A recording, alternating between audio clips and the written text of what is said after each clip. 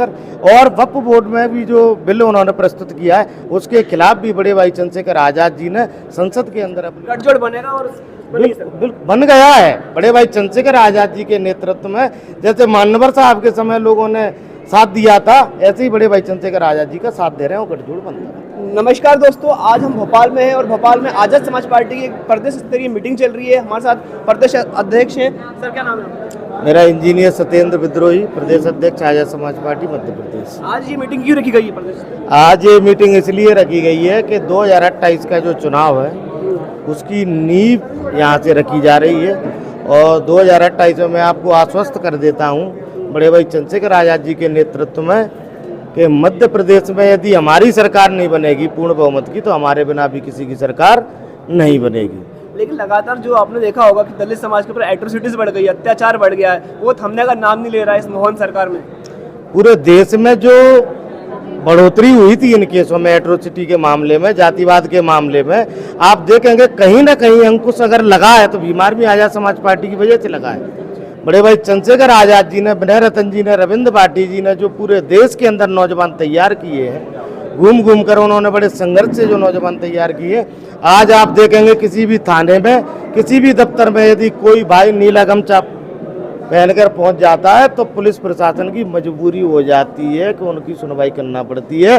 और उन्हीं केसों में जो पीड़ित होते हैं वो 5-5, 10-10 दिन खड़े रहते थे, उनकी सुनवाई नहीं होती थी। लेकिन आज बीमार भी आजाद समाज पार्टी के माध्यम से लोगों में एक उम्मीद की किरण आई है और उसकी वजह से एट्रोसिटी के कई मामले ऐसे हैं जो रिपोर्ट दर्ज नहीं होती थी, आज उन पर कार्रवाई भी होती है। लेकिन राजनीतिक तौर पर देखा गया है कि भीम आर्मी हो या आजाद समाज पार्टी हो, कमजोरी है। मतलब ज्यादा कुछ जमानत ही जब्त हो जाती है। अधिकतर जो विधानसभा भी चुनाव हुए, लोकसभा भी चुनाव हुए, ज्यादा कुछ कर नहीं पाते। हालांकि भीड़ तो बहुत आती है लेकिन राजनीतिक तौर पे कुछ हो नहीं पाता। देखिए, वो दौर था जब मान्यवर साहब का दौर था, कांशीराम जी का, तो आप देखेंगे कि इस देश में सरकारें भी बनी, कई हमारे पदाधिकारी जीत कर आए। उनके जाने के बाद आप देखेंगे कि कैडर का जो माध्यम था वो बिल्कुल बंद हो गया था। तो मतलब रिक्तता इस प्रदेश के अंदर आई, पूरे देश के अंदर। आज बीमार भी आजाद समाज पार्टी के माध्यम से, कैडर के माध्यम से ये वोट तैयार किया जा रहा है। बीमार भी पाठशालाओं के माध्यम से हम अपने लोगों को जगा रहे हैं कि हमारा कहीं पर हक अधिकार मिल सकता है तो वो सिर्फ आजाद समाज पार्टी बीमार भी के माध्यम से मिल सकता है।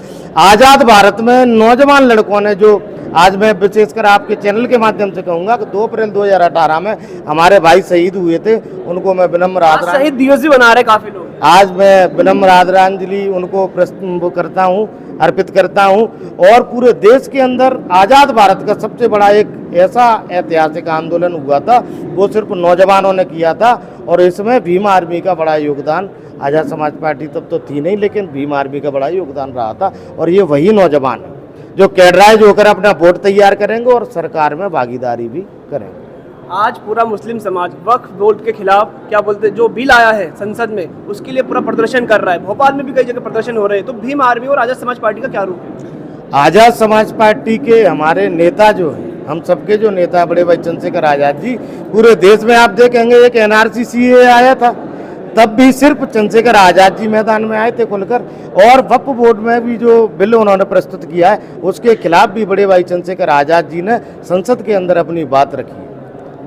पूरे देश के अंदर आप देखेंगे किसी भी दल ने जो मुस्लिम भाइयों की जो बेरुखी उनसे की जा रही है उस पर किसी ने बात नहीं रखी, लेकिन बड़े भाई चंद्रशेखर आजाद जी ने बात रखी। और आज आप देखेंगे हमारे कुछ मुस्लिम भाई तो ज्वाइनिंग भी ले रहे हैं और बड़ी मजबूती से आजाद समाज पार्टी के साथ हमारा मुस्लिम वर्ग, हमारे ये देखिए रामप्रीत गुर्जर जी, हमारे युवा मोर्चा के अनिल जी हैं, और आप देखेंगे इंद्र कुमार पटेल जी, बड़े मजबूत लोग, दलजीत सिंह लोधी जी, हमारे केशव यादव जी। तो ये जो आप देखिए ये वो नाम है जो अपने आप में बहुत बड़ा ओहदा रखते हैं, लेकिन ये आजाद समाज पार्टी का कार्यकर्ता बनकर बड़ी मजबूती से काम कर रहे हैं। आने वाले समय में 28 के चुनाव की बात कर लेते हैं, तो क्या OBC, SC और मुस्लिम गठजोड़ होकर सरकार बना पाएगा? वोट ही हमारे, ये बताइए मुझे, बहुजन वोट तो है, 85% है ही, चुनाव के समय तो इकट्ठा नहीं होता ना। नहीं होता है 30,000 वोट मिले थे ये बेटे हैं केशव यादव जी की तरफ, देखिए इनके भैया को विधानसभा में दतिया से, सेवड़ा विधानसभा से वे खड़े, ऐसा नहीं है। लेकिन कुछ हमारी ऐसा रहा कि 8-10 दिन का चुनाव था तो इस वजह से, लेकिन अगली बार हम मजबूती से जीत रहे हैं उसको। गठजोड़ बनेगा और बनेगी सर। बिल्कुल बन गया है बड़े भाई चंद्रशेखर आजाद जी के नेतृत्व में। जैसे मान्यवर साहब के समय लोगों ने साथ दिया था, ऐसे ही बड़े भाई चंद्रशेखर आजाद जी का साथ दे रहे हैं, वो गठजोड़ बनता है। हाँ, रामप्रीत गुर्जर जी कैसे हैं? आज की मीटिंग के बारे में क्या बोलना चाहिए? 2028 में आजाद समाज पार्टी की सरकार बनेगी।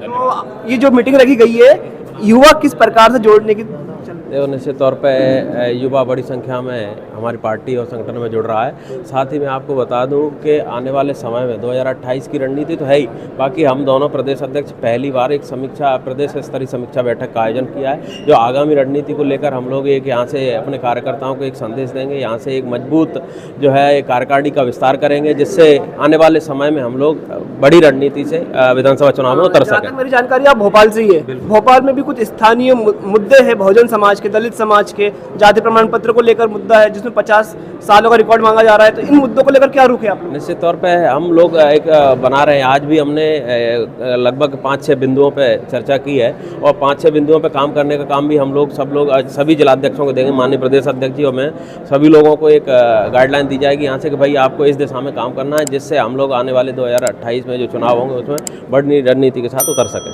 धन्यवाद।